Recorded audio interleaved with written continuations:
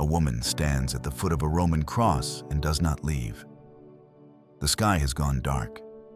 It is the middle of the afternoon and the sun is gone. She can hear him struggling to breathe. She can see the blood running down the wood. Every man who ever followed him has run. Every disciple, every apostle. They are hiding in locked rooms somewhere in Jerusalem, terrified they will be next. But she is here, and when he dies, she will hear it. Her name is Mary Magdalene, and for the next 72 hours, she is going to live through the worst weekend in human history. The day Jesus died, the day God was silent, and the morning that changed everything. The Gospels give us only a handful of verses for these 3 days. But behind those verses is a woman walking through grief, through Sabbath law, through the dark streets of Jerusalem, carrying spices for a corpse she loved. This is what those 72 hours actually looked like. Noon on Friday, the 6th hour. Mark tells us darkness covered the land from the 6th hour until the 9th, from noon until 3 in the afternoon. 3 hours of unnatural night in the middle of the day. And Mary Magdalene did not move. Mark lists the women at the cross. Mary Magdalene is listed first. In gospel naming conventions, the first name in a list is the most prominent. She is leading the women who stayed. Think about what she is doing with her body. She is standing for 3 hours on a rocky hillside. Her legs are shaking. Her mouth is dry. Somewhere near her is his mother, also standing. 2 women who will not leave him, and she hears it. The moment he stops breathing, the last exhalation. John tells us he said, "It is finished." Then his head dropped. The soldiers come forward. One of them drives a spear into his side. Blood and water pour out. Mary Magdalene watches all of this. She does not look away. The afternoon is fading. The Sabbath is coming. In a few hours, everything in Jerusalem will stop. And the body is still on the cross. Then Joseph of Arimathea comes forward, a wealthy member of the Sanhedrin, a secret disciple. He has gone to Pilate and asked for the body. Pilate has agreed. They work fast. Nicodemus has brought myrrh and aloes. John says about 75 pounds of it. That is the kind of spice load you use for a king. They wrap the body in strips of linen with the spices folded between the layers. And Mary Magdalene follows them. Mark 15:47 records one specific detail that almost nobody notices. Mary Magdalene and Mary, the mother of Joseph, saw where he was laid. She watched. She memorized the location. She saw the stone roll across the entrance because she was already planning to come back. In the middle of the worst hour of her life, her mind is still working. She is not collapsed. She is tracking because she is going to need to find this tomb again. In the dark, before dawn, with a load of spices in her arms. This is not the passive weeping woman the paintings give you. This is a woman organizing a burial. The sun goes down. The Sabbath begins. Mary Magdalene and the other women go back to wherever they are staying. The men are not there. The men are hiding behind locked doors. And now she has to wait. Under Jewish law, the Sabbath is absolute. No work. No walking more than half a mile. No buying, no carrying, no preparing a body. For the next 24 hours, Mary Magdalene can do nothing but sit. She has just watched the man she loved be tortured to death. Her body is screaming to do something. Work is how human beings survive grief, and the law says she cannot. So she sits. The room is quiet. Nobody sleeps. Every time she closes her eyes, she sees his ribs moving, his head dropping, the spear, the stone rolling across the tomb entrance. And there is nothing to do except wait for the sun to come up on the day God is dead.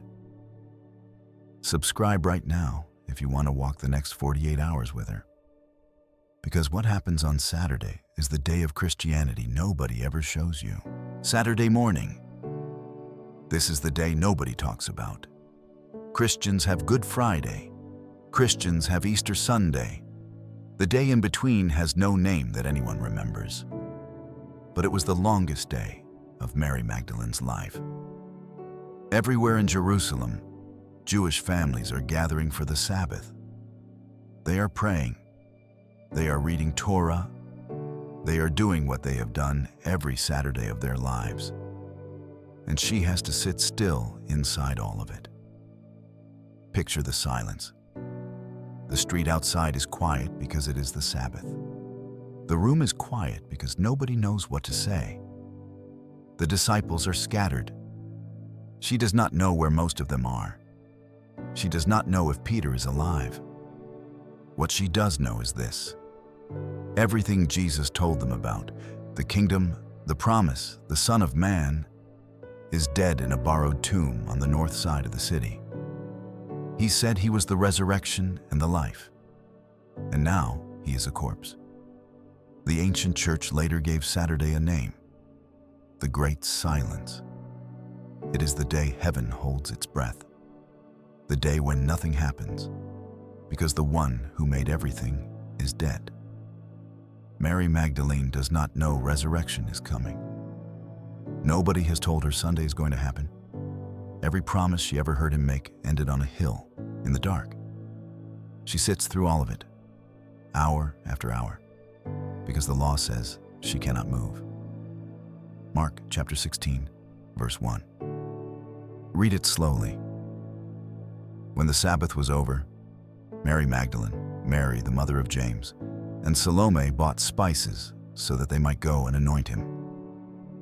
Stop there, because this sentence contains a detail almost nobody explains. The Sabbath ends at sundown on Saturday. The moment the sun goes down, the law lifts. The markets in Jerusalem reopen within the hour. This was the custom in first century Jerusalem, and it is still the custom today. The minute Shabbat ends, the shops open. And the moment the law lifts, Mary Magdalene goes shopping. Picture this. The sky is almost dark. The stars are coming out. Lamps are being lit in the shop windows. The spice market opens. She walks through those streets. She goes to the spice merchants. She buys myrrh, aloe, sweet spices for a body. Jesus has been dead for more than 24 hours. She's buying spices for a corpse that is already beginning to decay. She is not expecting a miracle. She is expecting to do the last thing anyone can do for a dead person: cover the smell of death with something beautiful. This is one of the most human moments in the Gospels. A woman shopping for burial spices by lamplight on a Saturday evening to prepare a body she has already watched die. She cannot go to the tomb yet. The city gates are locked at night. She has to wait until morning. The sky is still black when she gets up. John's Gospel is precise about this. On the first day of the week, Mary Magdalene came to the tomb early while it was still dark. Still dark. Before the roosters. Before anyone else is moving. She cannot wait any longer. She picks up the spices. She wraps her cloak around her shoulders. She moves through the dark streets of Jerusalem alone. Imagine what she is walking toward. A tomb, a corpse, a body that has been in the ground for more than 36 hours. She's walking toward all of it because it is the last thing she can do for him. Nobody else is coming, just her, with a jar of spices and a plan. Her feet know the way because she watched where they put him. And when she rounds the last corner and sees the tomb, she stops. The stone is gone. The great round stone that had been rolled across the entrance, the stone she had watched with her own eyes on Friday afternoon. is not there anymore. The tomb is open, and the body is not inside.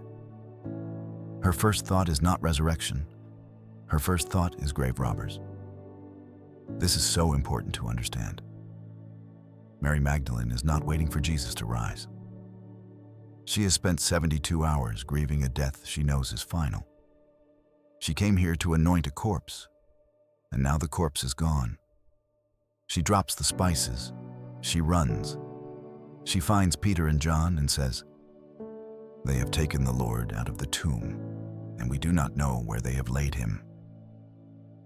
Peter and John run back with her. They look inside. They find the burial cloths folded. They do not understand what they are looking at. They leave. But Mary does not leave. She stands outside the tomb weeping. She bends down and looks inside one more time. And now there are two figures in white sitting where the body had been. She turns around. A man is standing in the garden. Through her tears, she does not recognize him. She thinks he is the gardener. She asks him where they have taken the body. And he says one word. Mary. One word. Her name. In his voice. The same voice that walked her out of Magdala 3 years ago. The same voice she has heard every day for the most important years of her life. And in that instant, she knows. She turns. She sees him. And the woman who has been holding grief inside her body for 72 hours says one word back. Rabboni. Teacher, Jesus tells her, "Go to my brothers and say to them, I am ascending to my Father." She runs, back into the city, back to the men who locked themselves behind doors, and she becomes the first person in human history to proclaim the resurrection. John 20:18. Mary Magdalene went and announced to the disciples, "I have seen the Lord." 7 words. Every Easter sermon in every church, in every language for 2,000 years. Every proclamation of the empty tomb.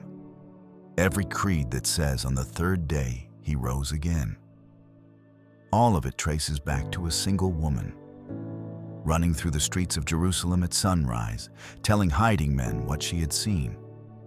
The early church fathers called her the apostle to the apostles, the one sent to the ones who were sent. The men did not believe her at first. Luke 24:11 says her words seemed to them an idle tale. Of course they didn't. She was a woman. Her testimony would not even have been accepted in a Jewish court. And she was telling them something that had never happened before in the history of the world. But she was right. And she had been right while they were still hiding. Step back. See the whole arc. Friday afternoon, she stands at the cross while the men run. She watches him die. She does not leave. Friday night, she follows the body to the tomb. She marks the location. She sits through the first night of the worst weekend of her life. If this changed how you see Mary Magdalene, subscribe. Share this with someone who needs to hear what she actually did between the cross and the empty tomb. And tell me, what hit you hardest? The 3 hours she stood at the cross? The Saturday that nobody tells? Or the moment she bought spices by lamplight for a body that was about to be resurrected? I read every comment. I'll see you in the next one.